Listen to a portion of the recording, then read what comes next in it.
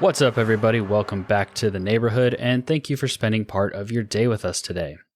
If you're a returning listener, or if this is your first time here, thank you so much for listening. It's time for us and the voices in our heads to travel to the land of the Northmen on a quest for revenge, because on this episode, we're talking about Senua's Saga, Hellblade II.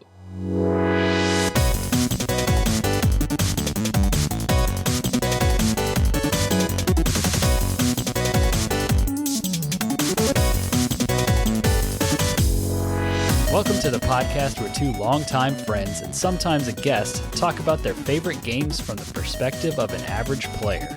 My name is Andrew Kimball. And I'm Dylan Wren, and we are your friendly neighborhood gamers.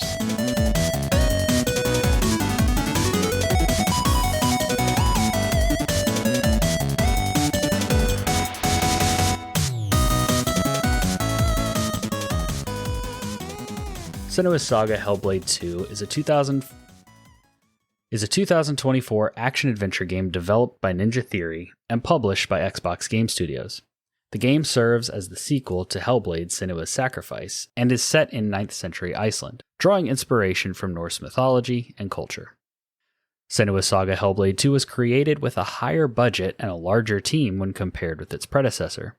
The gameplay is similar. It features combo-based combat as well as puzzles. The gameplay and visuals have been revamped, faster-paced combat, and improved visuals built on a new Unreal Engine, while retaining the psychological horror and focus on Senua's struggle with psychosis. Senua's Saga Hellblade II was released for Windows and Xbox Series X and S on May 21st, 2024. The game received generally positive reviews from critics who praised its art direction, visuals, and sound design, though some noted pacing issues and a combat system favoring spectacle over depth. So not too long ago, we covered the first game on the podcast. We covered Hellblade, Senua's Sacrifice, and for that episode we had Aubrey on, and so it only made sense to bring her back for the sequel. Aubrey, how you doing? I am waking up. Yeah. At 7 p.m. I'm unfortunately one of those can sleep in any time people, and it got me. But I am doing well. I would hope so after your lengthy nap or your surprise nap. Right. Yeah. No, I'm excited to talk about this. I had some thoughts when I wrapped it up. Yes, as did I. I beat it quite a bit earlier, or kind of like you did with the first one. You finished it, and then Dylan and I caught up like a few months later. The sequel I beat like the week it came out. It's not very long, so I beat it like in a couple days, and then I kept hounding you like, when are you going to finish it? When are you going to finish it so we can do the episode? And then here we are. It hasn't been that long. It's only been like a month or so. But before we get too far into this, you may notice that there is a voice missing. Last week, I crafted the hilarious pun of calling Dylan Illin because he was sick and couldn't make it to the recording. That is, again, still the case. Dylan is not here this week. He's still recovering from some illness, but hopefully we'll have him back next week. He probably could have hopped on the call and like spoken on the episode, like he's not on his deathbed or anything, but he hasn't played the game because he was sick. So like, yeah, it didn't really line up. So just me and Aubrey again. If you guys, the listeners, really like this combination, let us know. Maybe we can just kick Dylan out. I don't know. You know, we'll see how things go. Hey, look, he's great behind the scenes. Okay, you don't want me taking over everything Dylan does behind the scenes, because I was gonna say Dylan is pretty much always on time for recordings, so I do appreciate that about him.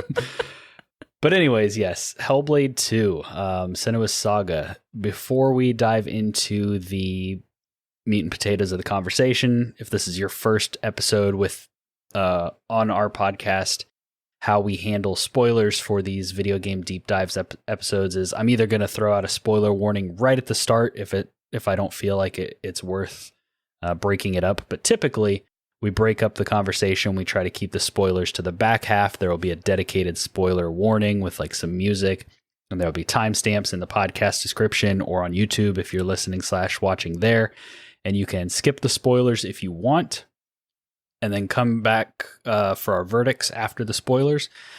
However, for this game, we're still going to structure it that way, but I do think that the spoiler conversation will probably be the most interesting, because on the kind of gameplay side of things, as we will get into, I don't know that there's that much depth to talk about. We might complain for 30 minutes, but we'll see how it goes. I think the more interesting side of this game, similar to the first one, is going to be the narrative and the characters and what have you, and not so much the more top level spoiler free impressions that we will give. But with that being said, holy crap, this game looks crazy. This game is, it's one of the most visually impressive games I think I've probably ever seen.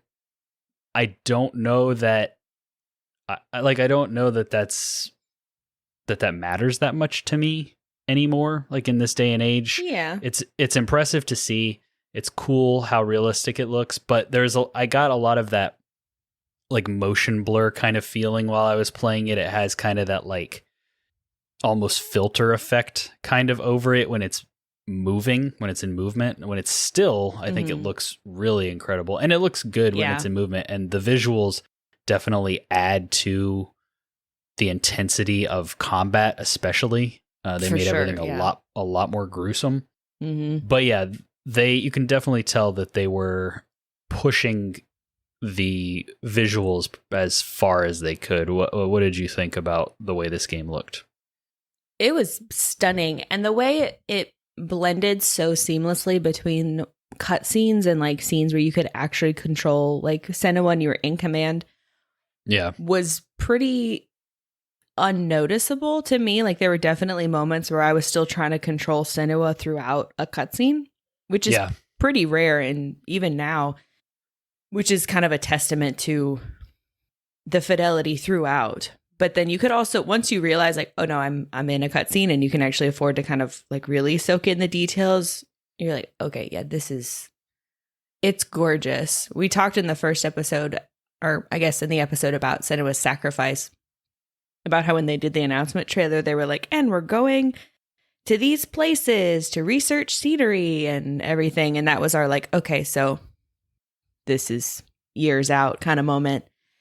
They definitely made use of that. Like they made a point. There was very few like fade to black moments where you like jumped from scene to scene or location to location. They instead did this big like camera zooms out and you do a big pan over. Oh, right. Yeah. And then like zoom in when they're like, okay, and they're done walking for a length of time. Here you go. And that was wonderful in terms of visual and looking around. It was less wonderful in the way they tried to do that kind of everything flows in the combat, because combat is such a like jarring personal thing. Like we talked about how you and Dylan parried and I evaded a whole bunch.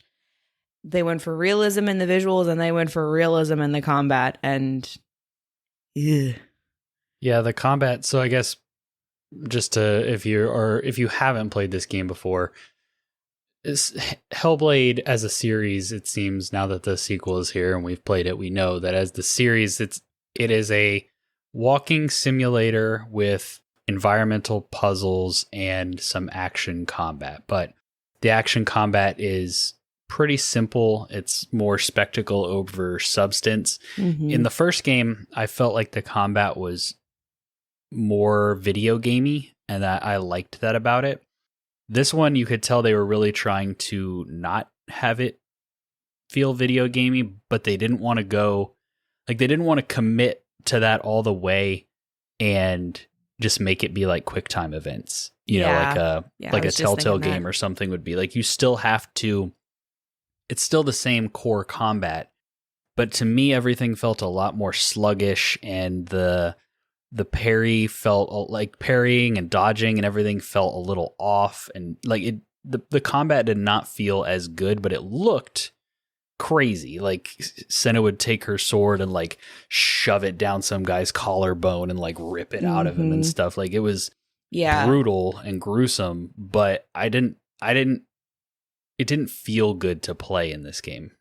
No, because like you said, sluggish is the perfect word, because it felt like I never got the timing. Like my usual method of like dodge and get out of the way and like look for your window, especially when the voices were telling me like, you're quicker than them, or you have to hit harder. And I'm trying to take that as a prompt to like, okay, you know, do an X attack or do a Y attack. It's like, you're quicker than that. I'm like, I'm not.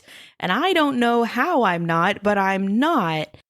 And like they did new mocap for the combat, so it was a much more realistic, like her sort of like scrambling around on the ground, and so she couldn't get out of the way as effectively as she did in the past.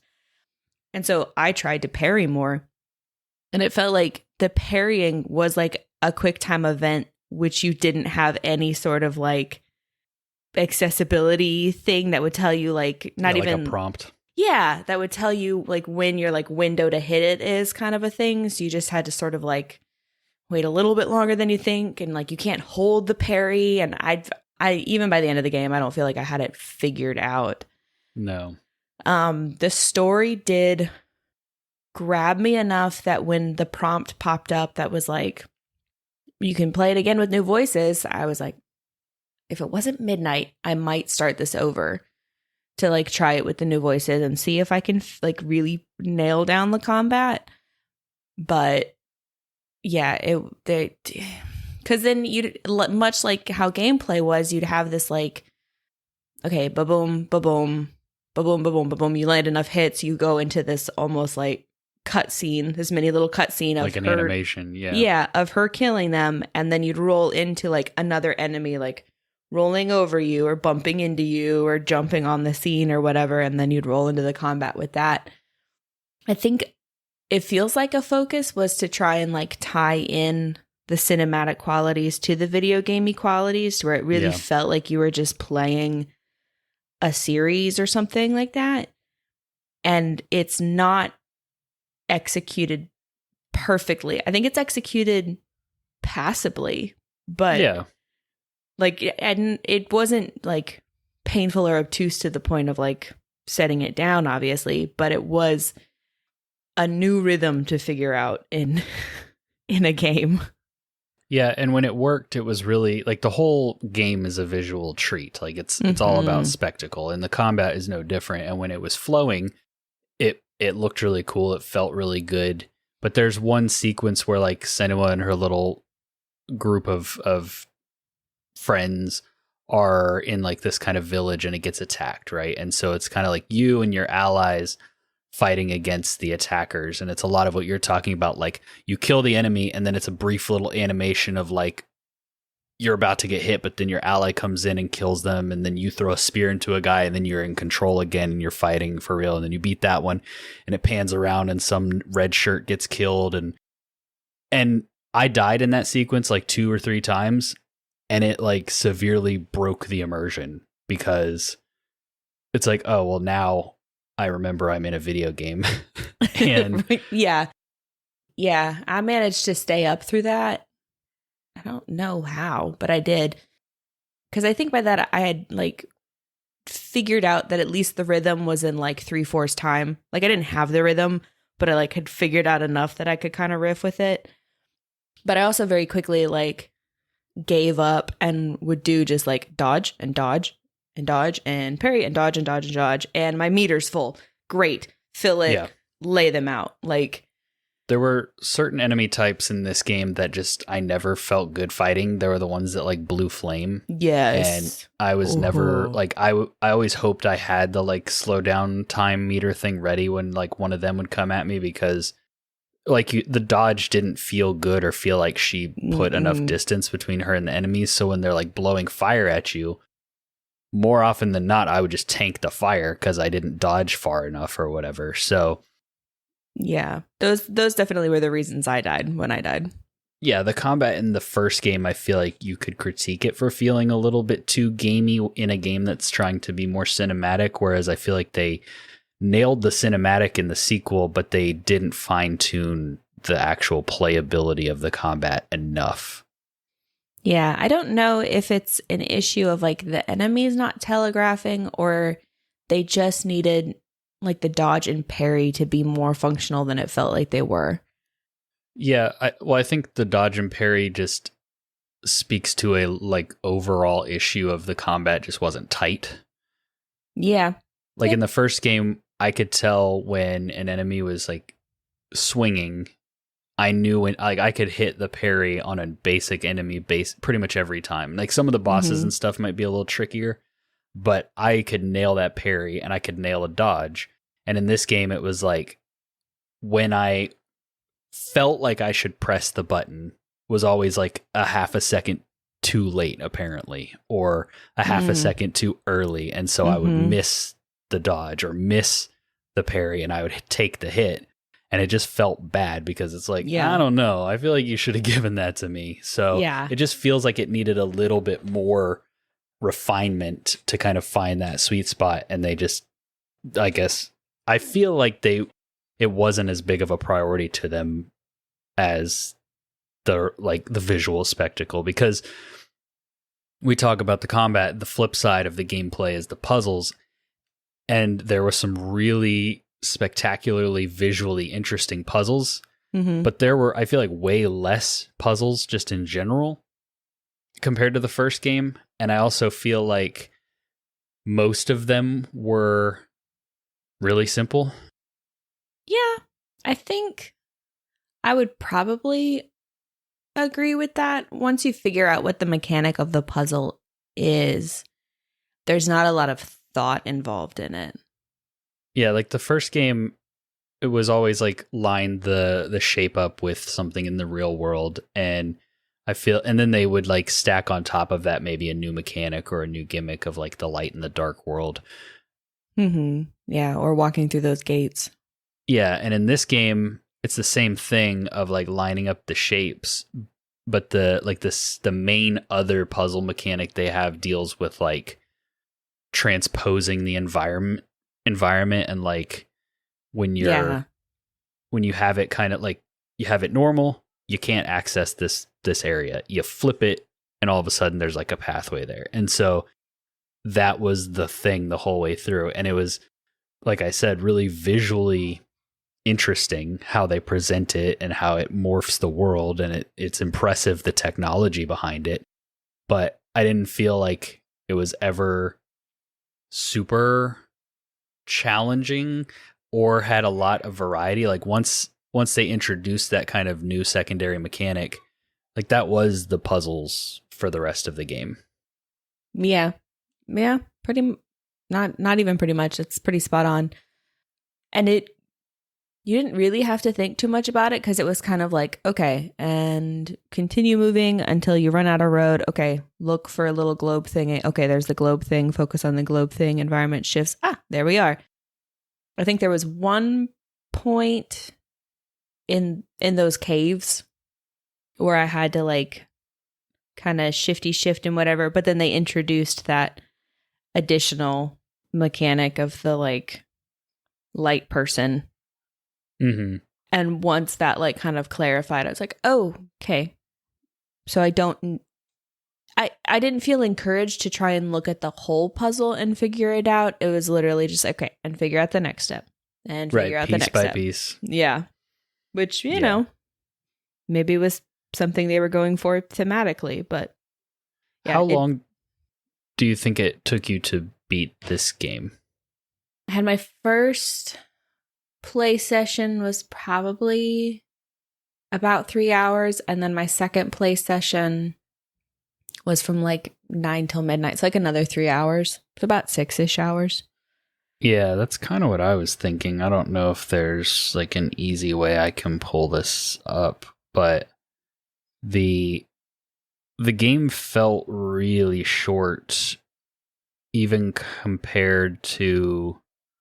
Okay, Xbox says I played for 7 hours and 33 minutes, which some of that definitely could have been like just leaving it on the pause screen for a little bit, but I don't think I did that too much with this one. So maybe it was just because it felt very linear and like forward moving that it went by quick, or maybe it was because it was just so like simple.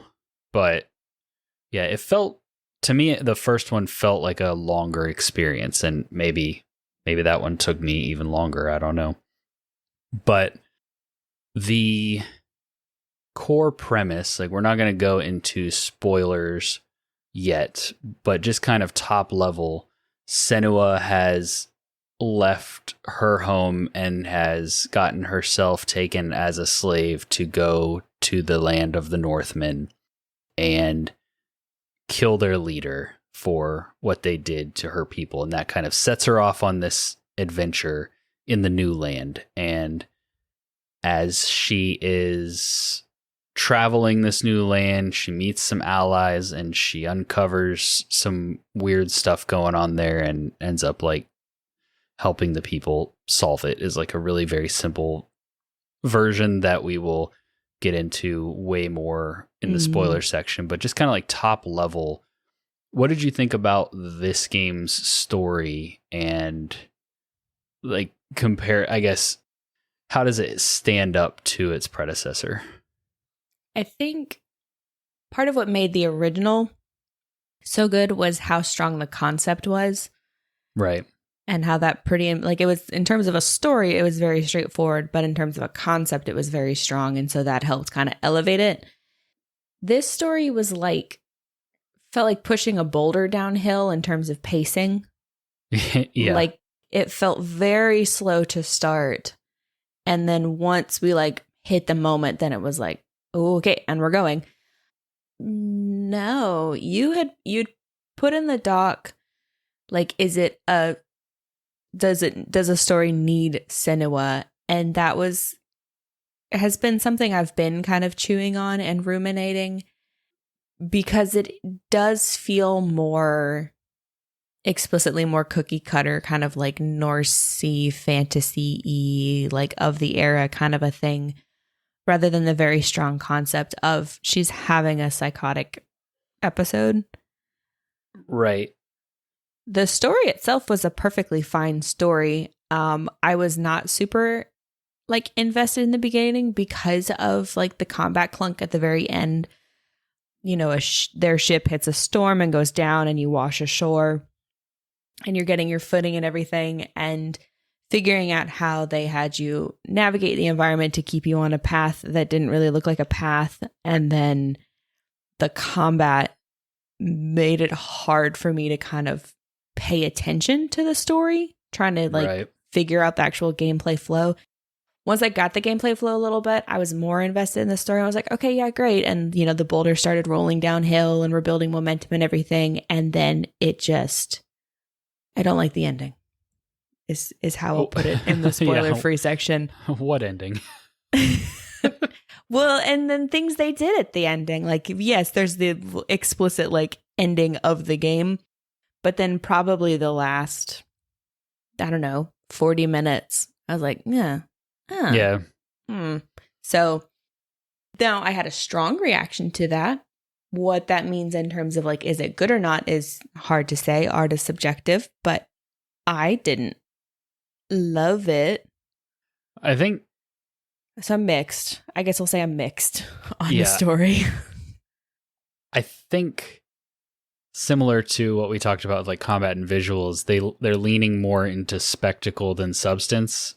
And I think that, and maybe you'll be able to shed some light on things in the spoiler section, but like I never felt like anything was really truly resolved or explained very well. And I thought throughout the game there were some really cool set piece moments that were like really awesome. Like I think about when she's running through the caves and she has to like give her sword away. Mm-hmm. Like that on its own by itself was really cool, but I have no idea.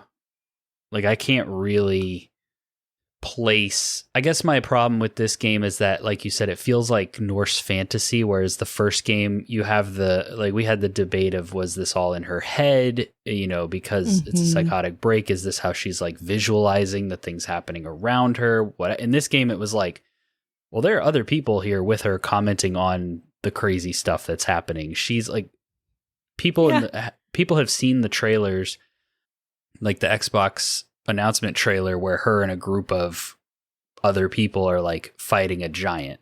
And it's like, okay, so if other people are seeing all this too, like are we just in a fantasy world? And I don't feel like they ever, maybe they were going for like an ambiguous kind of, it means whatever you want it to mean kind of thing. But I felt like the whole story of this game amounted to very little. And at the end of it all, I just kind of felt like you said that you liked it well enough that when they were like, yeah, you can play it again with the new voices, you thought about, like, you considered it. I was like, nope, I'm done. Uninstall. I'm out. Like, I had enough of that. If I really cared about the voice thing, I'll look it up and read about it or watch a YouTube video. But it just, it felt like they were building to something and then we never got the payoff. Yeah. Well, and before I had finished it, you and I were hanging out and you were like, I'm curious to hear your thoughts about like the ending and how it wraps up, because it feels like it's setting itself up for another game. And I don't know that it set itself up for another game, but it certainly didn't have a conclusion. Yeah. You know, like, I don't know that it set us up for anything for like more story. There was not stuff set up per se. It kind of reminds me of, I can't remember which VeggieTales video it is, but there was one where, and it pops in my head all the time, where Bob's like, that's it? That's the ending? Like, that's what we got? And Larry goes, it's a European ending. Leaves you with more questions than answers. And that was like so clearly, like, that was kind of like, it's a European ending. Leaves you with more questions than answers. That's pretty good. I feel like we're kind of teetering on like wanting to get into the story stuff. Is there anything else that you want to mention from like the top level or talk about spoiler free? Spoiler free, I did like all the additional characters they introduced. That's true. Yeah. The cast of characters were all pretty good by the end. I think I liked all of them. Mm-hmm. Well, all of like Senua's band. Yes. Yeah. And I liked, again, the visuals were great. The voices were great. In terms of like how to carry Senua's story like forward, I don't think the direction that they took this story was the worst direction to take it, but I do feel it undercuts some of the creativity of the original a little bit. Yeah. You mentioned the voices, which is another thing that I think is kind of interesting, and undercutting is a good word to use, because it's like, oh, you remember how you overcame the darkness? No, you didn't. You know, he's back. And oh, you know, you have all the Furies, and it's like the first game is all about her, you know, overcoming this struggle with her internal demons, the Furies and darkness specifically. And in this game, I felt like they went from being a novel, kind of interesting concept and idea that put me on edge in the first game to being just kind of irritating in the sequel. Like, a lot of times it felt like where Senua is at in her life and on her journey and what she's decided to do and what she's actively doing on screen, it doesn't feel like her voices should have been, I guess, like that strong, or they should have been, I guess, quite so. It's like if they had, it's almost like they weren't seeing what I was seeing on screen. Like, their commentary didn't seem to line up quite as much. Whereas in the first game, she's very obviously struggling, and they're like, wow, look at you, you suck, you're struggling. And the second game, she's much more of like a heroine, and she has her struggles, but it was like, even in her like heroic moments, the voices are like, wow, you're struggling, you suck. And meanwhile, Senua's like just kicking ass on screen. I mean, I don't know that I was ever like really kicking ass, but yeah, it is true that the Furies went from feeling like your only companionship, like they were in it with you, to just something that was kind of layered on the story. Right. And I guess that's where that question came from, where I was like, does this benefit from like Senua and her unique perspective, other than them being like, oh, you have a gift? They could have done that to any character and just been like, oh, you're the chosen one, you know? Yeah. Like, it makes sense to me that that's where they have to kind of where they're choosing to take her story rather than just having her like re-triggered and having like a whole event all the time. Right. But yeah, in the first game, it felt like the Furies were companionship. They were eventually kind of a comfort. There was one voice that was more comforting and one voice that was more critical. And then in this one, which, you know, maybe when she's not in the throes of a psychotic episode, they're not as like present for her. And they are just like maybe what someone with schizoaffective disorder does experience, which is they're just there all the time, being generally unhelpful and like chattering around. And maybe that's an honest expression of this experience. I didn't watch the featurette they did for the second game, so I don't have that perspective of kind of maybe what they were trying to do. But like the first game, this one did have a little mini documentary attached to it that I do plan to sit down and watch. But yeah, I'm ready to get into spoilers. Yeah, I guess it just felt like everything that was like unique about the first game kind of feels a little stale in this one. And that can be kind of our final thought for the spoiler-free section as we roll into our spoiler section here. If you want to skip past this part, there will be timestamps in the description. But after this little break, we'll be in spoilers.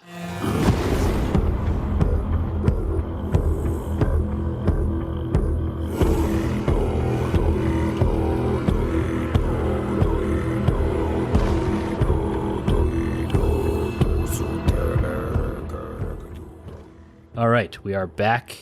It is now full spoilers for Senua Saga Hellblade II. Where should we start? This isn't spoilers, but I was glancing at my notes. They were very proud of their hair physics, I will say. Her hair was like falling across her shoulder and then slipping back and moving around. And anytime combat ended, she'd have that look around where she like whipped her head around and the ponytail was flying. And they were like, look at our hair physics. Yeah. Gosh, where should we start? I guess from the beginning. Yeah, I guess so the setup you already kind of alluded to on the beach. You let yourself get captured by a slaver. Your ship wrecks. You end up fighting the slaver in a ridiculously overly long boss fight where the guy should have like bled out 9 different times with the wounds you gave him. It's like, oh, I thought we were going for realism, but you can like hack into his ribs and he just stands back up. Yeah, like you kick the shit out of him and he kicks the shit out of you, but you know, it's that one wound to his thigh that really sticks. Yeah, so that's the real one.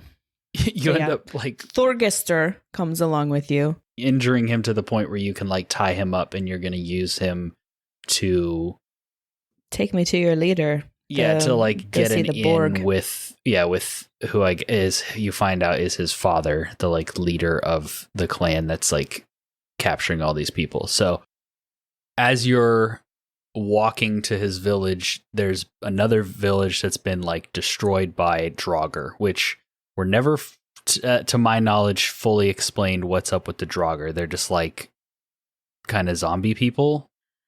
So my understanding based on eventually what you learn about the giants is that like when the badness comes, some people chose cannibalism as how they coped. And it kind of like the Native American myth of Wendigos or Wendigos. It kind of makes you more animalistic and more crazy. And, you know, it's probably mad cow disease or something that they have. But also this game has giants in it. So maybe it just does give you crazy magic, you know, beefiness or whatever. Right. Like I had a brief moment when they first introduced Iltwega, the first giant, where I was like, maybe she's like just volcanic activity that they're trying to explain away as a giant. And then you interact with her and everybody else interacts with her. And I'm like, never mind. We're in Magic Land now. Okay. Yeah. So, you know, crazy cannibals. The first game, you're fighting these like wild men. They're basically the Draugr, but because you don't know what's real and what's not, it kind of makes sense that she would be fighting these shades, whatever. And when you kill them, they kind of like people. vanish. Mm-hmm. in this game, yeah, so you're fighting the Draugr, which the slaver, and I will not remember anybody's names, so you'll have to just keep mentioning them, but Thorgester. he's like this big bad dude, and he's super terrified of going in the village with the Draugr. So you go in, and you're exploring, and it's genuinely pretty creepy, and then you see there's another man who they have tied up, and so the voices tell you that you like have to rescue him. Fargrimir. Yeah, and he was really cool. He's kind of like Senua's guide through this game. So you end up going to rescue him, and you fight some Draugr, and you're like untying him, and that is when you learn about the first giant, and she like bursts through the ground, but you don't really get like, that's what you were talking about, where it's like, oh, this could be some sort of natural disaster or some sort of thing that's happening in the world that they're trying to be symbolic about. You don't get a clean look at her at first. It's just kind of the ground breaking up, and there's like there's like pyroclastic flow and some lava coming up from the ground, and so it's like, all right, we're explaining weather events via giants. Cool. And then you guys are like running away. They're like, oh, she's after us. And then Senua has like a lock eyes moment with her, and it's like, nope. Thorgester just hit her with the sword, so she's real. Right. So it's like that becomes the core, like, yeah, that's the core conflict. So Thorgester's people are taking Senua's people as slaves to sacrifice to the giants. And so her mission then changes from, I have to kill this guy, to, if I can save them from the giants, the killing stops. You know, and she learns through this first experience with this first giant that she can kill them, and that is why she is like the chosen one of this game. But she doesn't like kill them. She goes and she finds, like, she learns their story, because these giants are other people of the world who something tragic has happened to, and she finds, like, it reminded me of like a Witcher quest of like, oh, there's a wraith that's tormenting this village. We have to go find the item that like binds the wraith to this world, and then, you know, once we like burn it and kill the wraith, she'll be dead for good. And so you have to like find out their true name. Right. And it's a much more like fantastical, exaggerated version of that, where it's like she goes through and she kind of sees their life story, and she, like, the first one, she finds out that their child died, like the baby died. And when she finds like the little baby skeleton, that's what she uses to... She can give it to Ingun, is Iltwaiga's real name. Right. And that basically... It's interesting because the first two giants are kind of a confrontation with like guilt and rage. Yeah. Like Ingun's baby dies, and that is kind of during like the troubles basically that caused the Draugr to become cannibals, and then the giants appeared and all that. And so like giving the baby back and being like, hey, you know, let go of your pain, let go of your hurt. And then, she takes the baby and curls up in a little ball and turns to stone. I did like the kind of platform he takes. I liked how it felt, again, very Arkham Asylum. It felt like the scarecrow sections. The scarecrow sections. Yeah, I had that same thought. Like running through the environment. I liked hers the especially. Score, especially, yeah. And the score for hers was beautiful. No, the sections where you're like dealing with the giants were really cool, and like still pretty the simple. Cinematic carried it off really well. Gameplay wise, but it reminded me of like the ending of the first game, like big music, big epic moment, like you're pushing through to your end goal, which, I mean, Hella was kind of a giant at the end of that game, so I don't know. Yeah, there was a moment though when like you're running from Iltwaiga, you're about to reach where Fargrimir's people are. Senua has that moment of connection, and then Fargrimir's like, you have the sight.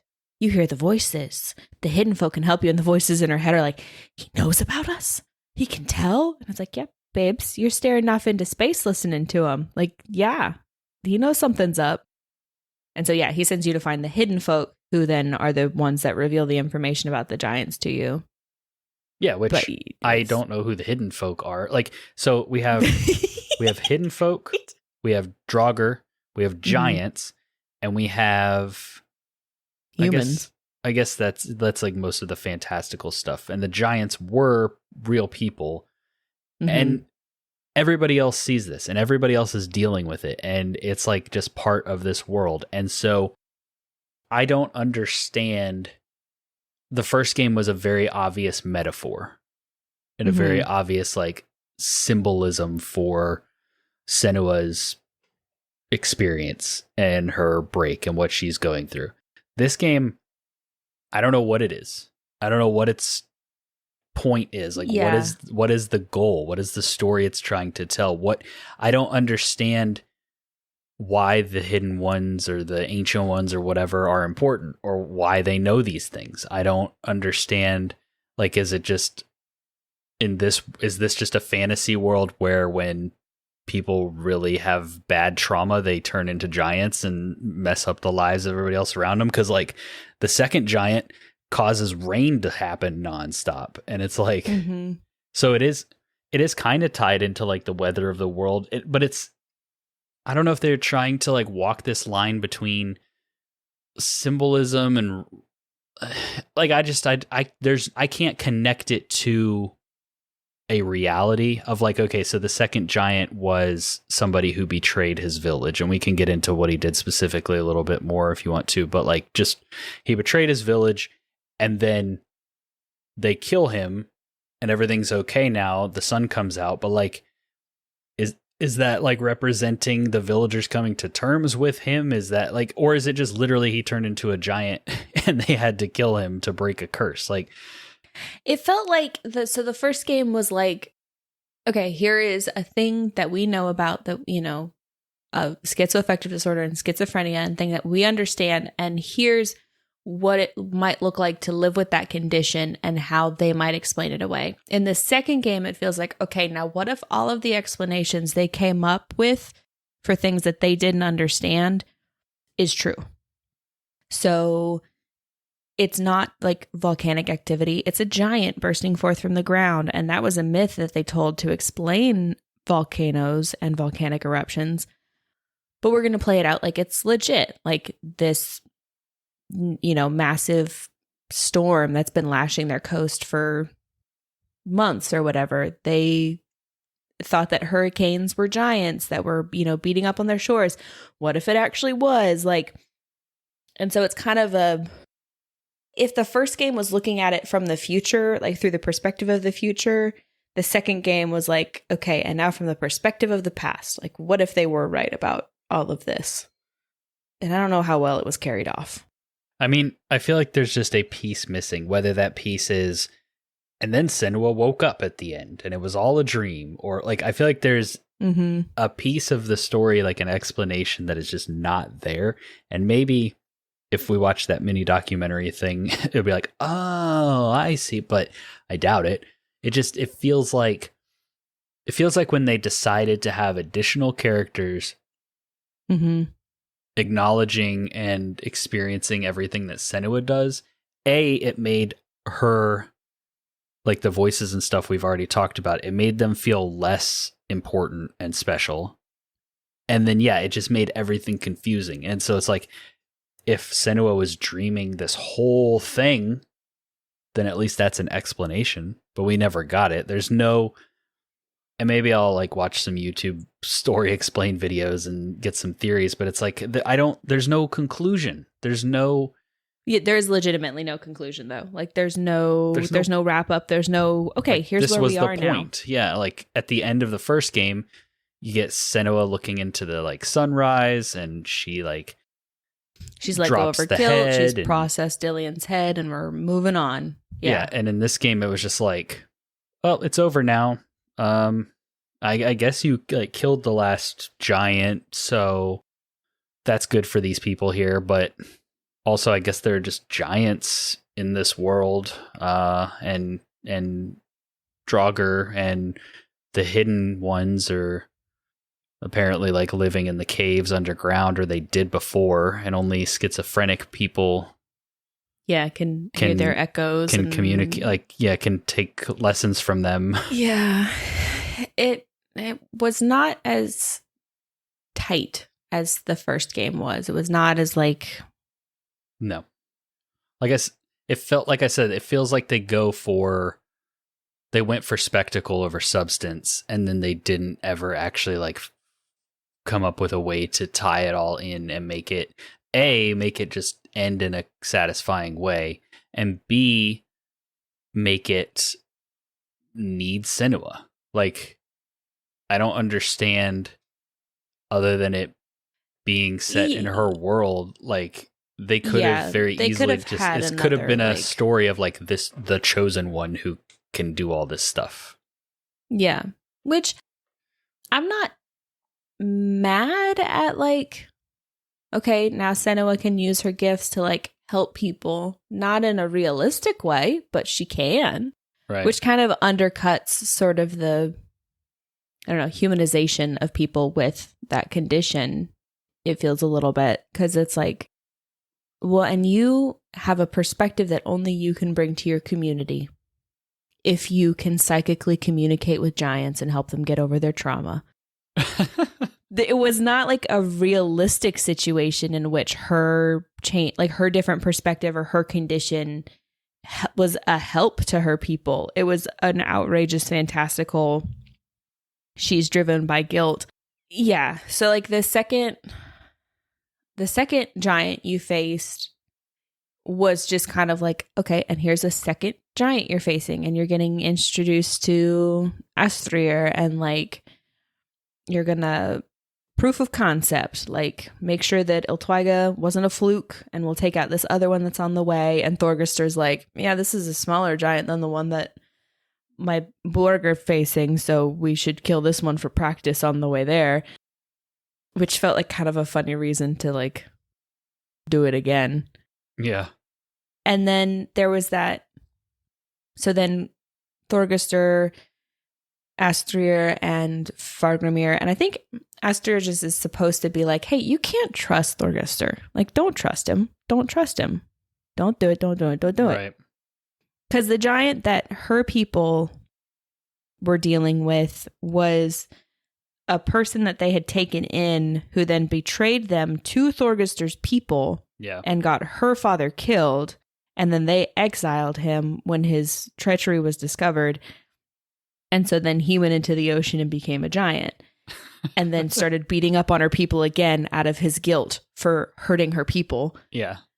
Which, you know, I could parse that out and dig into that and be like, yeah, you know, being consumed by your guilt and what it does to you is just resulting in you hurting other people again. So you need to grow up and get over it and move on. And I don't know.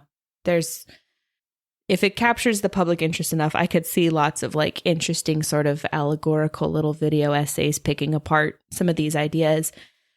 But then it feels like Astrier's job in the story is to make you doubt whether or not Thorgester is going to actually be on your side at the end when you go to like convince his father that no, she can kill the giant, like let her kill the giant, it'll be cool.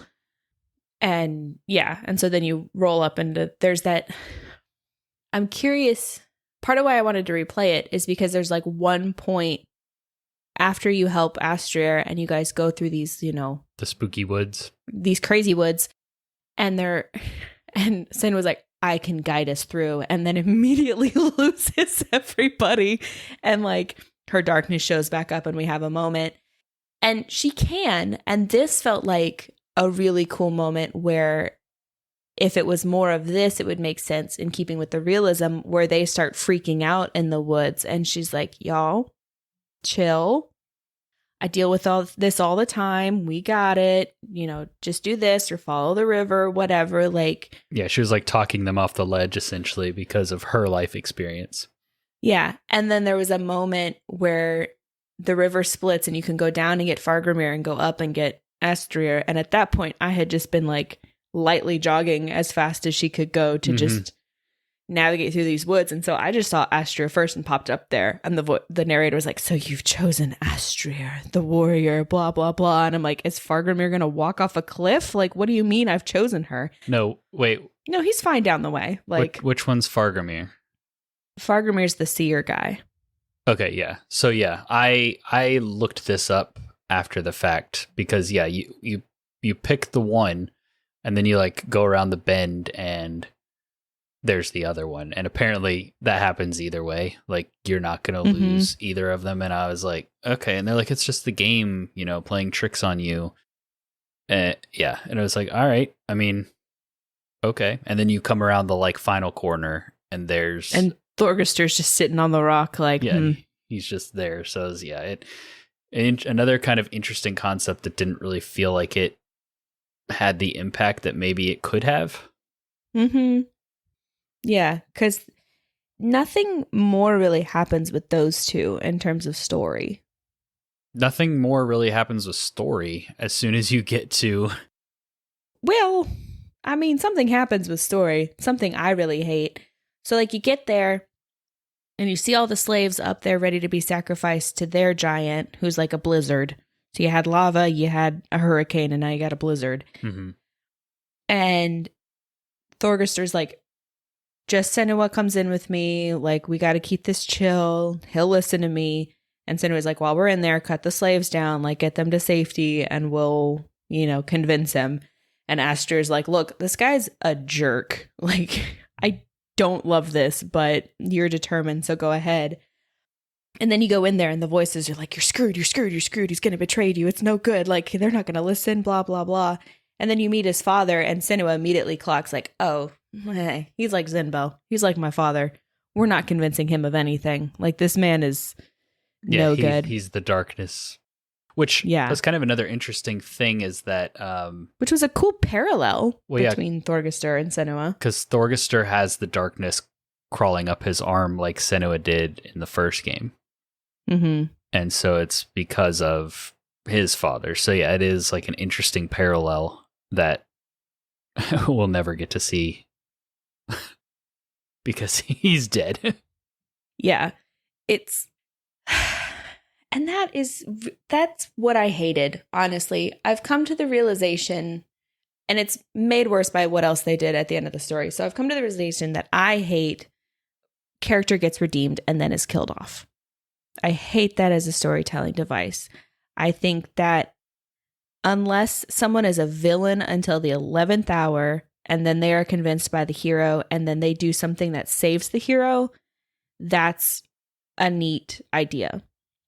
In this one, she gets concussed and wakes up like later. You manage to like fight to freedom a little bit, bump into Fargrimir and Astra. They are then immediately taken captive. And then multiple goons are thrown at you and you kill them. And then Thorgester shows up and helps you. And then he and his dad fight. And for cinematic reasons, Senua can't help. And then his dad kills him. The Ghoulie or whatever, however you call him. Just sword through the chest. And so then... Because he was starting to speak out against him, and he doesn't see like a new that. way. Yeah. Because he has a tight grip on his people. Yes, you find out that his father was the one who called the giants, because when the initial like bad times happened, he was able to amass power through the fear and the people around him, and he was a leader and they followed him, and then things got better because of his leadership and they stopped kind of listening to him, and he felt his power slipping away, and so he summoned the giants again. So he is the blizzardy giant or whatever that is attacking his people, essentially. So then after he kills Thorgester, you know, they hold hands and Thorgester tells Senua his father's true name. And so then she has the ability to like do her magical giant-y thing to this guy, which was just a fight. Yeah, it was like I feel like it was a 2-phase kind of boss fight, but he was just a person, like a tanky, aggressive person. I think you maybe had to like use your ability at like certain times. Your mirror didn't fill up until certain moments, until you could land certain hits. Right. And then he would like shove his little 2-sided blade or whatever into the ground, and it's like, endure. And there was this theme of like, okay, so does Senua kill him and stop the slave trade? And Thorgester's like, she's like, I'm realizing now if I had done what I'd planned to do, somebody else would just take his place. And Thorgester was like, yeah, and it probably would have been me, and like would have continued to function like this, which is not true because he's the giant. So we kill him, the giant goes away. But sure, yeah, cycle of abuse, cycle of violence kind of a thing. Great. So you beat him. Senua ditches her sword and climbs on top of him and just punching the shit out of him, which I loved. Looked great. Yeah. And then she picks up a rock and holds it over her head and has this moment of like, Zinbel appears and is like, yeah, give into the darkness and, be like this. And she goes into this because throughout the fight, you and him are yelling at each other, and you slowly come back to reality and realize that his people are watching the fight and realizing that he did this. He killed Thorgester. He's the reason all of the bad stuff is happening. And so Senua does win all of the Borg over to her side.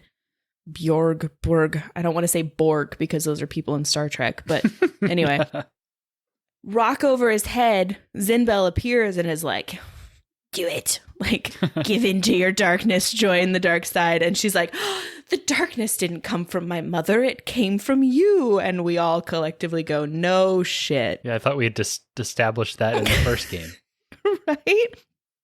And then she has this moment of, am I going to be a leader who will go to any lengths to protect my people and the war paint and the chanting or whatever?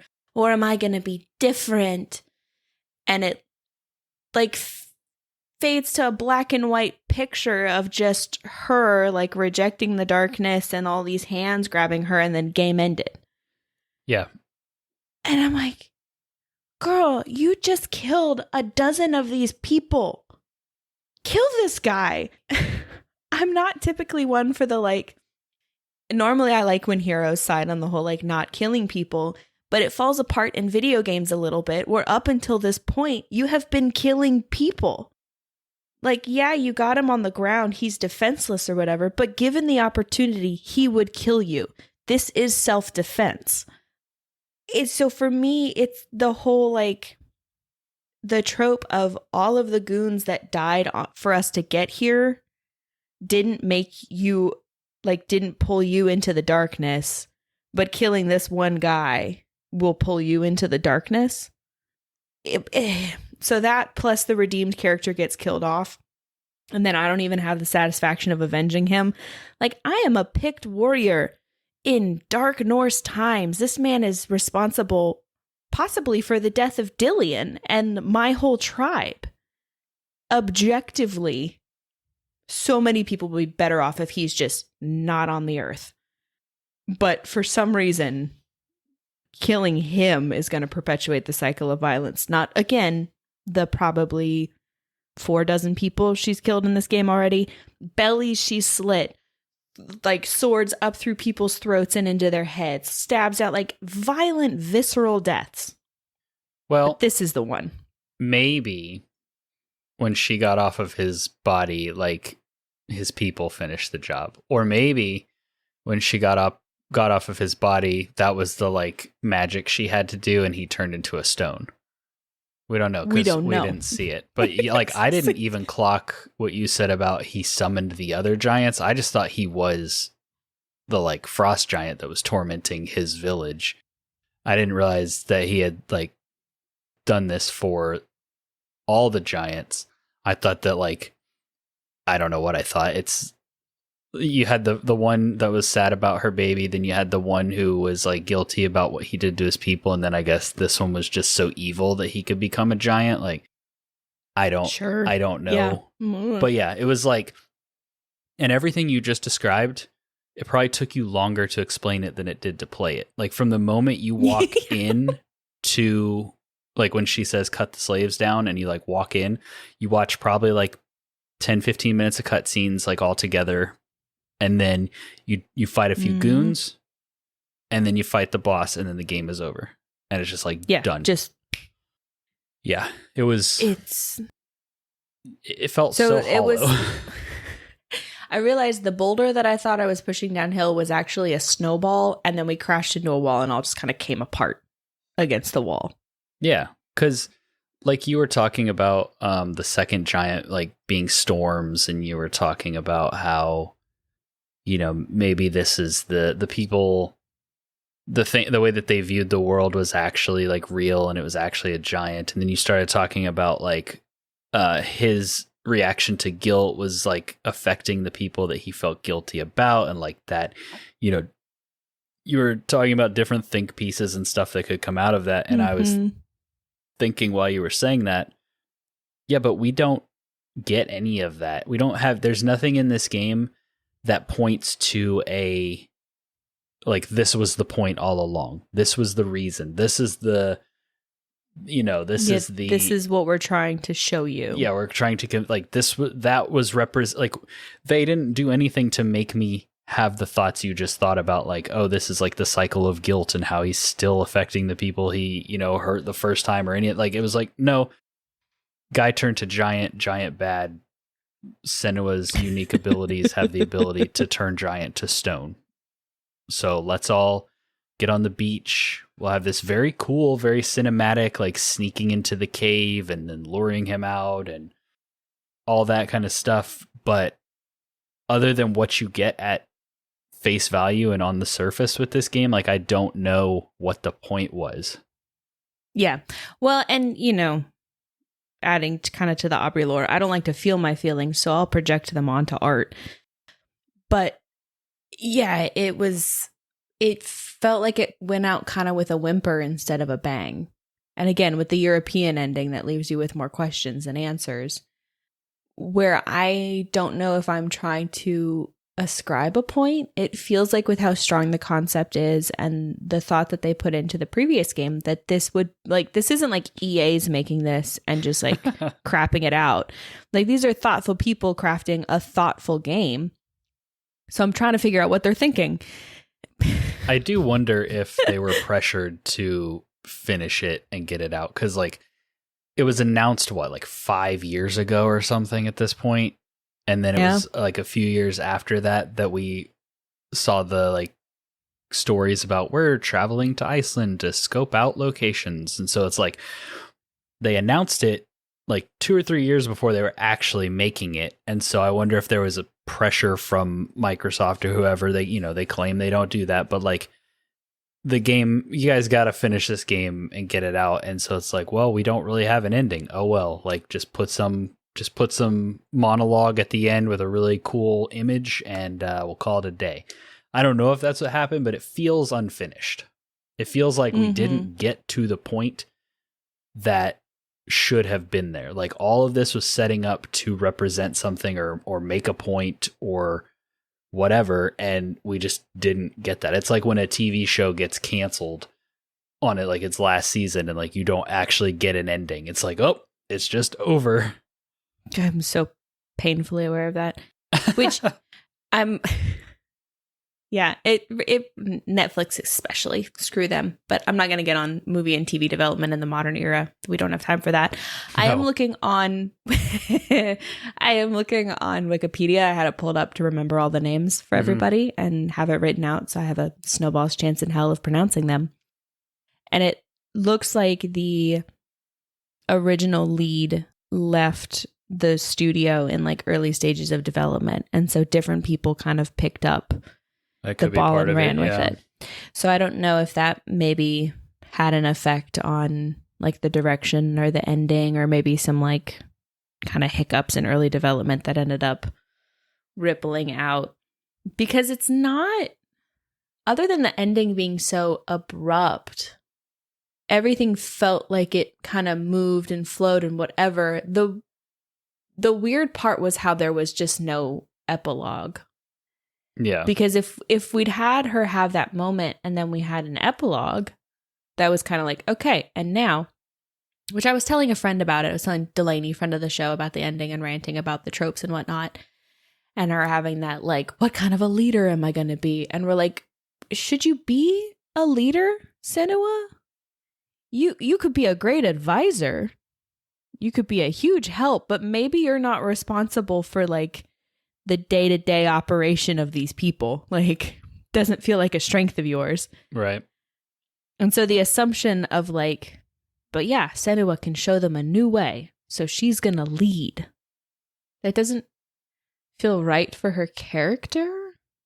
But, you know, we're American, so we do kind of have the mentally ill leading us all the time. Oh.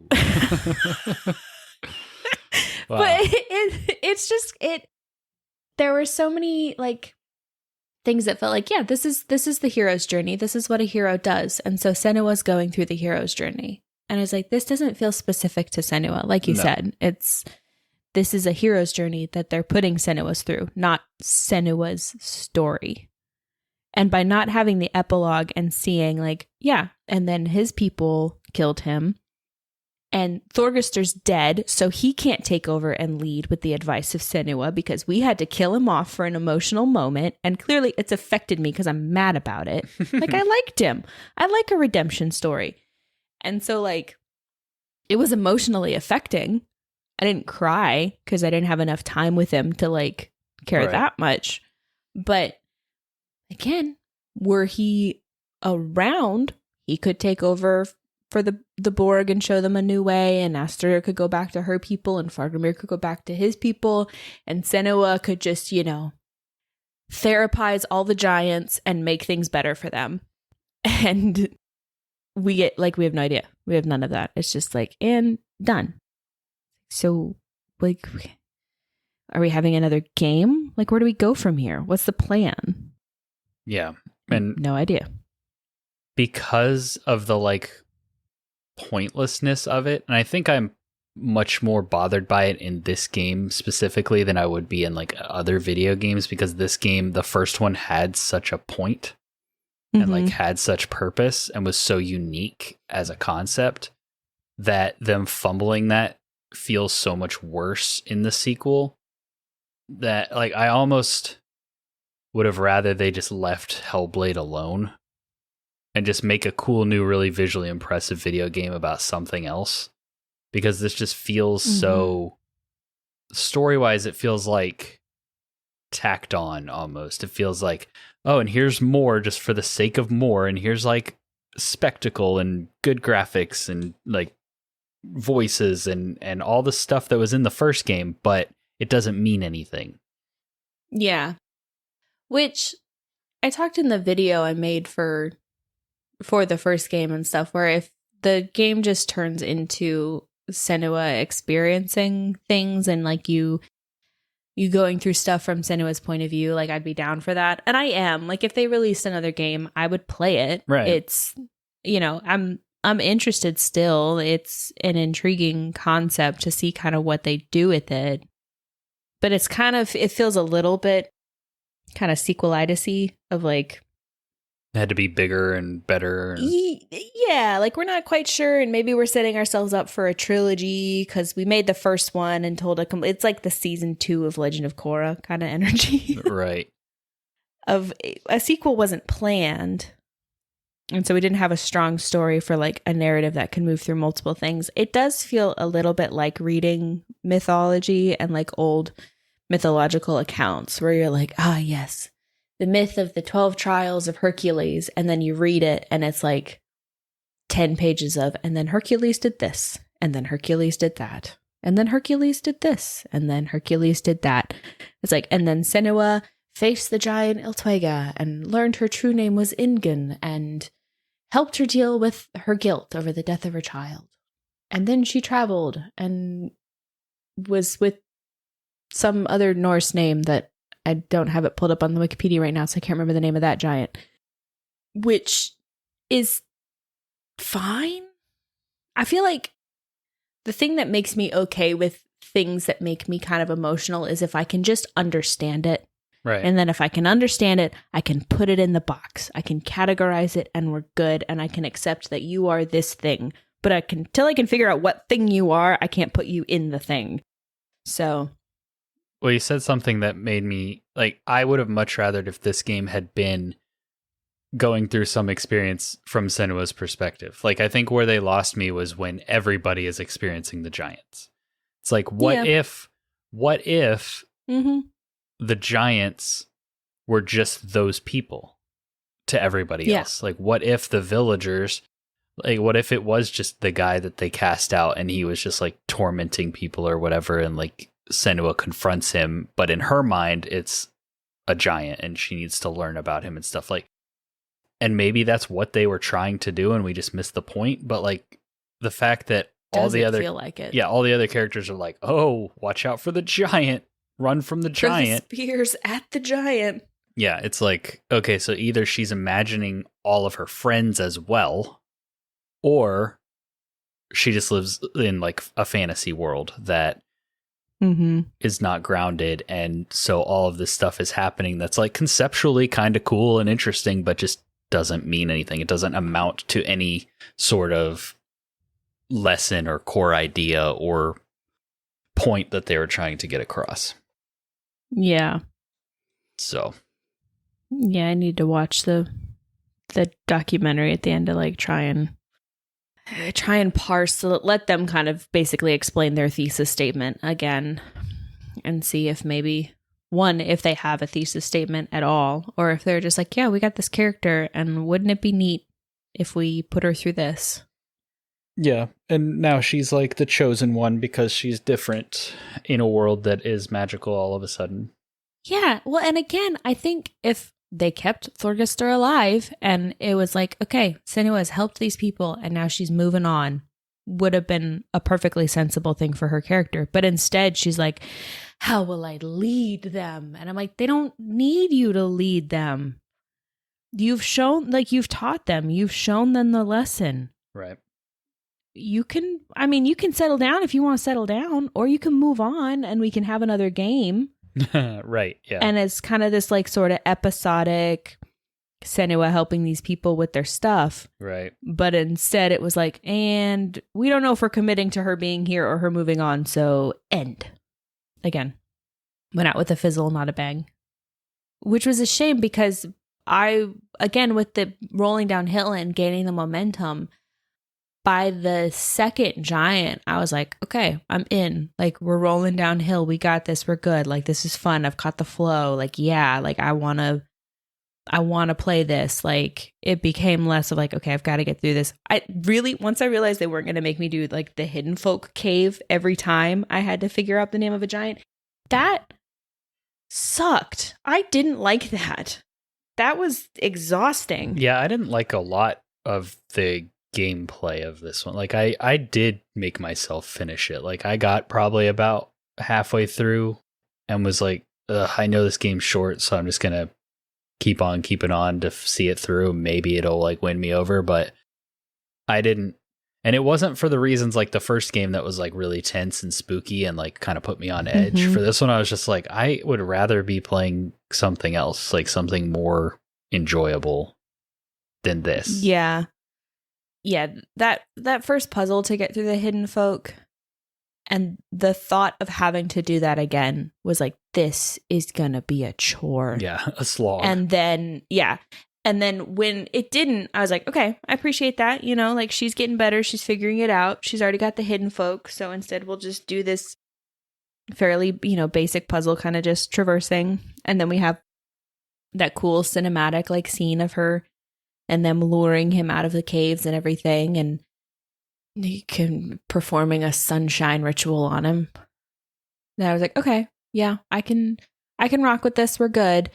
And then the ending was what it was. And I was like, well, I think the back half made me forget what a slog the first half was, which is part of why when it was like, you want to do it again with new voices, I was like, yeah, I mean, it's midnight, so I'm not doing it tonight, but sure. Right. And then I'm sure once I get back in, I'll be like, ugh, we're stumbling around on the Pebble Beach again, and I can't fight for nothing. And yeah, I do realize now when I texted you when I first encountered the Drugar and they were like, eating somebody's face, and I texted you, I was like, zombies? And you're like, where in the game are you? Because like legit zombies show up in the cave. Yep. And were those like the hidden ones and they had gone mad and turned into zombies? Who knows? Not me. Oh, yeah. Was she just inhaling, volcanic gases in those caves and hallucinating wildly? Because Fargrimir just like rolled up on her once she found the baby. So who knows what she was actually doing when she was in there. Right. She walked like 10 feet, but was just tripping the whole time. And then he shows up and was like, oh, I see you found the baby. Cool. She's like, I know her name now. Which again, she knew Ingen's name and stopped Ingen, a very real giant that was very really killing people. So, yeah. But then the giants like turn into part of the world. They turn into like rocks. And so it's like, did they literally turn into rocks, or like did we just complete some metaphor for something? We don't know. Have no idea. We haven't the foggiest. Right?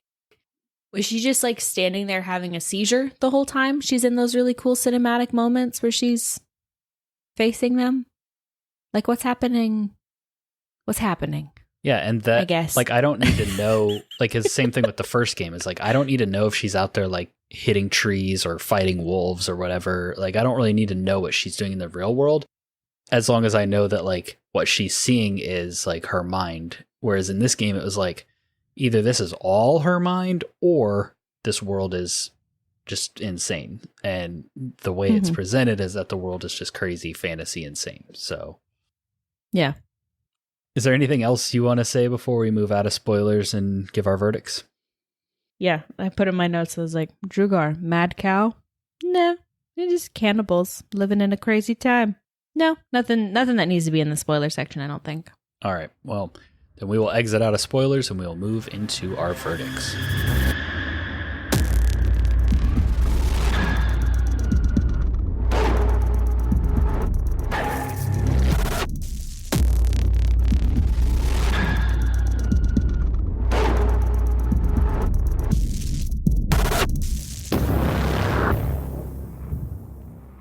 Yeah, so now that we're out of spoilers, I will say if you skipped the spoiler section, hair physics, very cool. Very proud of their hair physics. And I did like how scarred she was. Oh, yeah. Girl was marked up, which was nice to see. She's in rough shape. Hair physics or rope physics? Because she basically just had like a long braid that was like a rope. I did notice in... It was a lot fluffier in this game than in the last game.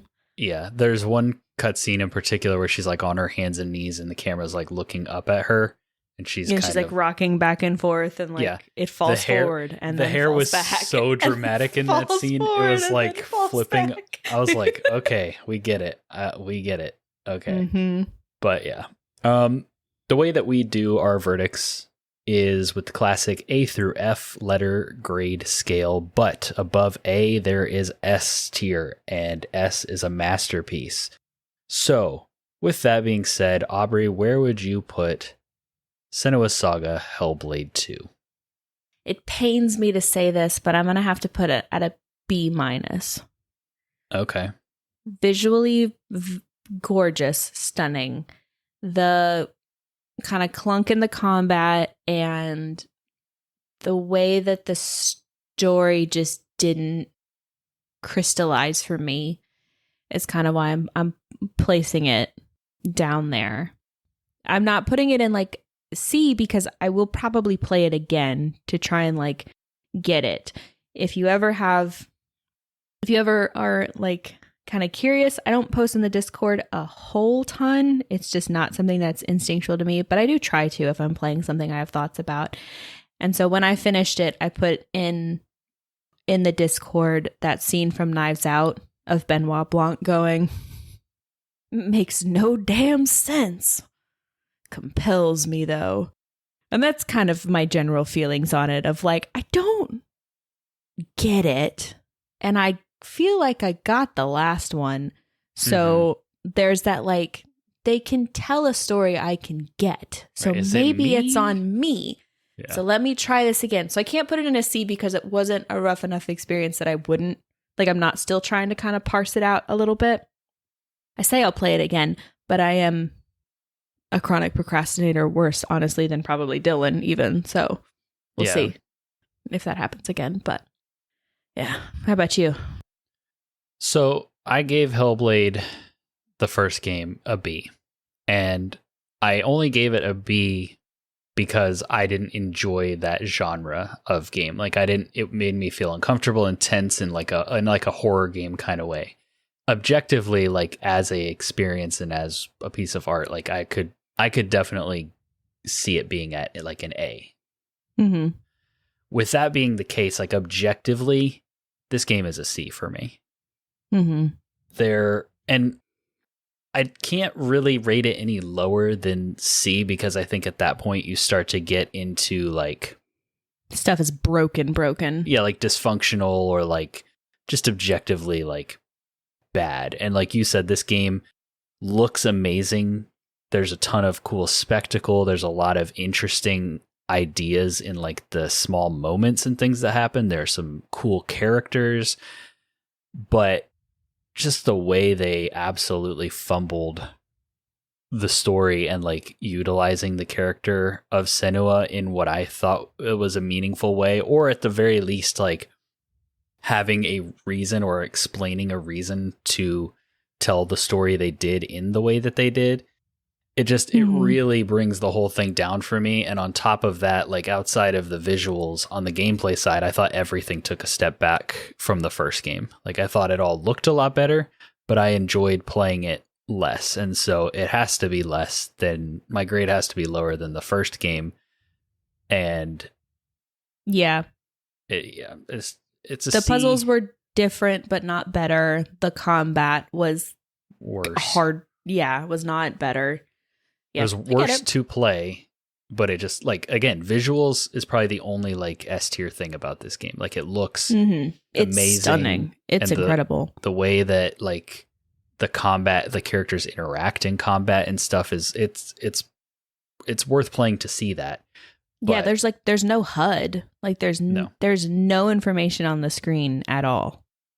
There were, even in the opening moments of the game, and maybe this is because we had recently played the first one for the podcast, that first like rock wall that you're climbing and just the slow struggling climb of her getting up this like 6.5 foot rock wall in the rain. I was like, oh man, I don't know. I don't know if I want to do 6 hours of this right now. Yeah. But yeah, for me, it really comes down to the story, the narrative, and the execution, and the lack of ending and all that really brings the grade down. And then if the gameplay had been as good or slightly improved from the first one, I think that, the grades could have been comparable, but then having the gameplay just feel worse to me on top of a less impactful and meaningful story, it's a C for me. And it might be the first C that I've put on a game that we've like done a dedicated episode for. I don't know that for a fact, but I feel like if we're going to talk about games, we usually talk about games that we like. Yeah. And I mean, I beat this game, but I wouldn't have if it was any longer. Yeah. Well, and it's something I don't know that we really talked about on like too much, but it felt more like it should be more of an open world kind of like climbing around type thing, because you're not going through the woods like you were in the first one. But there were like invisible mazes that you had to walk through, like fairly invisible paths you had to follow. It felt like there was a whole dimension of the game that you didn't get to see. And so because you didn't see it, you were kind of like bumping up against invisible walls. Like there was information about the combat that we didn't get to have. And so it never felt like it executed super smoothly. There was information about like the pathing and the path that you could traverse that had me, bumping up against walls and going like, okay, I can't go through there. All right. Yeah. Like, like stuff like that. And so it felt like there was a dimension to the game that we didn't get to see as players.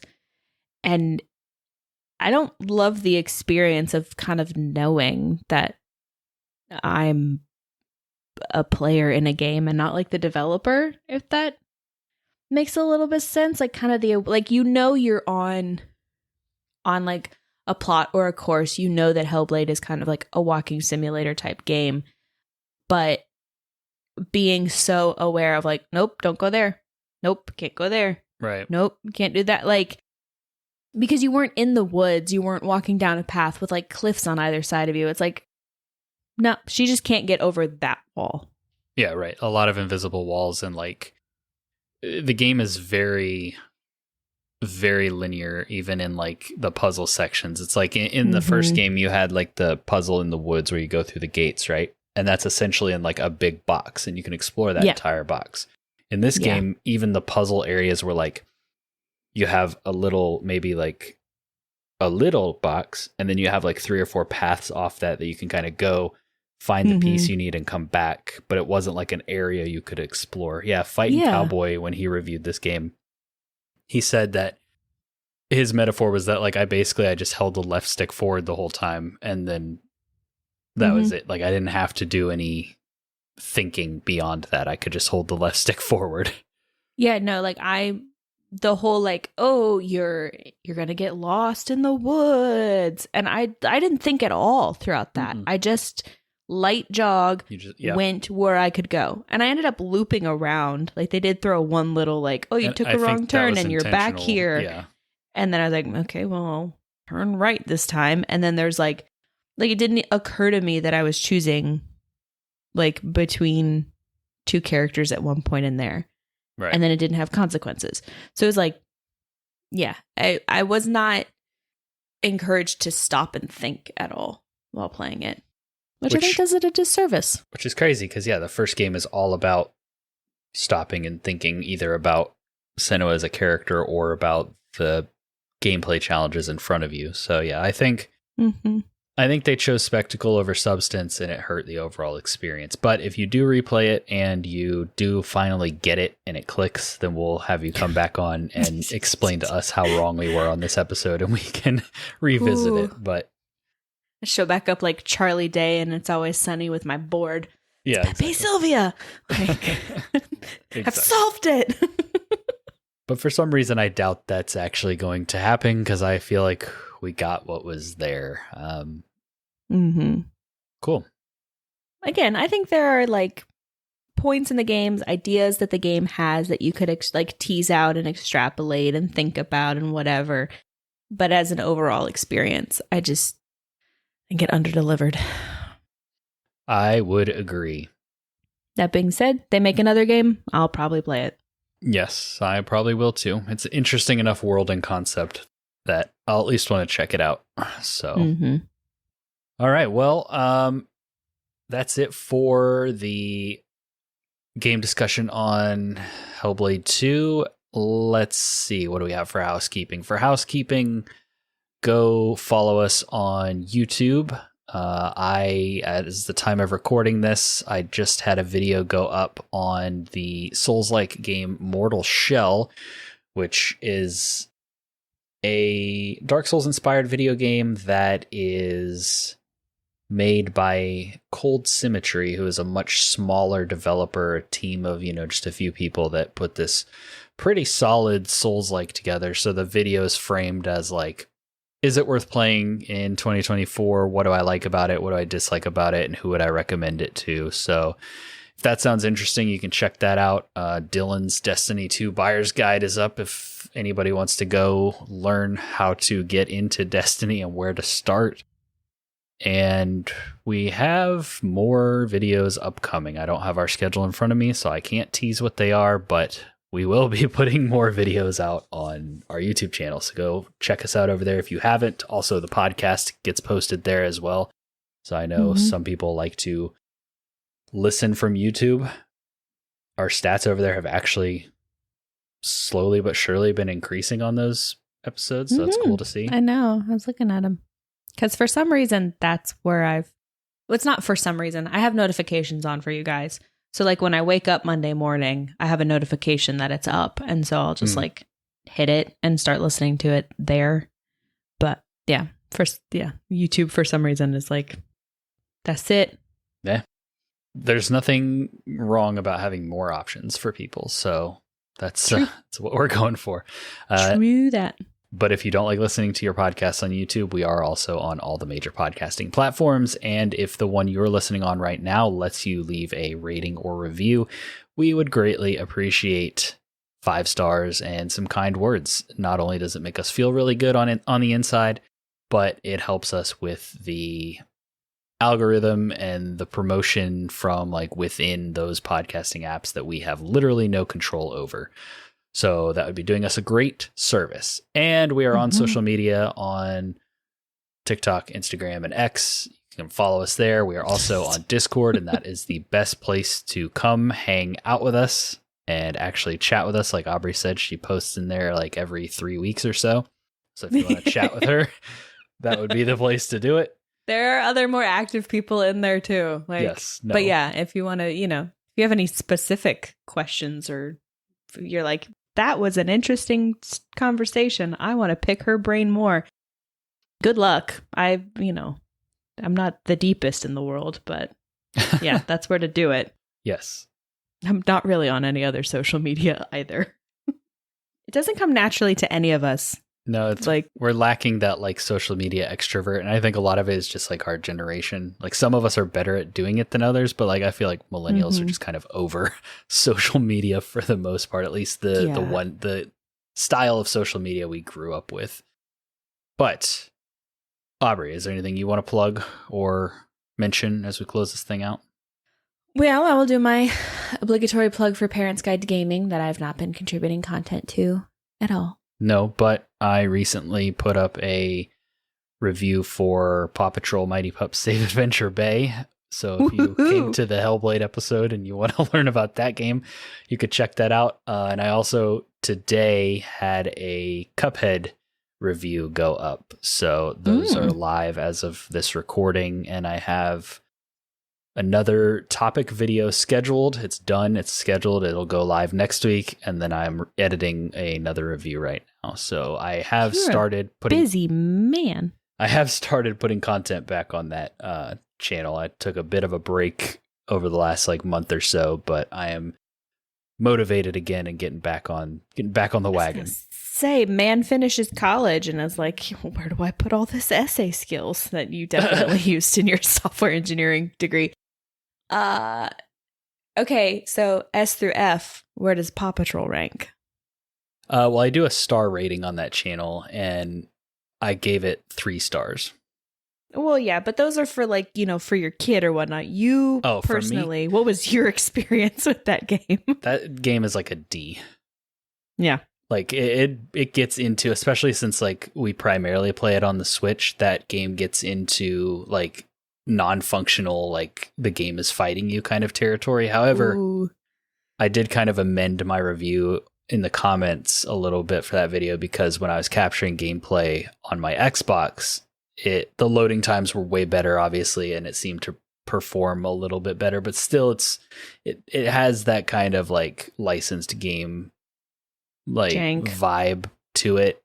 There is a new Paw Patrol game, newer out, that's like more open worldy kind of, that I'll probably check out and see what that's about. I think that one's been reviewing better. So, but as far as kids games, my next one on the horizon is the Bluey game. So I'm gonna be getting that review up there. I have to play it a bit more, and then I'll start working on the script. So that one should be pretty millennial good because darling. Yeah, exactly. Bluey is the hotness right now. So, but yes, Parents Guide to Gaming. If you have kids and you're interested in reviews or topic videos from the gamers or from the parents' perspective, then that would be the place to go.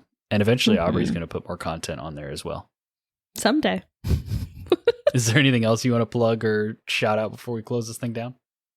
I've been doing a lot of stuff in real life lately. I don't. Yeah, I hear you. Cool. Well, that is it for our Senua Saga Hellblade 2 episode. We didn't even really touch on the fact that they flipped where the first game was Hellblade Senua's Sacrifice. This is now Senua Saga Hellblade 2. They like flipped the title for some reason. But yeah, hopefully you all enjoyed listening to us pick apart this game and talk about it. That is it for this episode. Appreciate you all listening so much, and we will catch you on the next one. Stay friendly, gamers. Queridas, o tu debas ni vaje mai so vilada.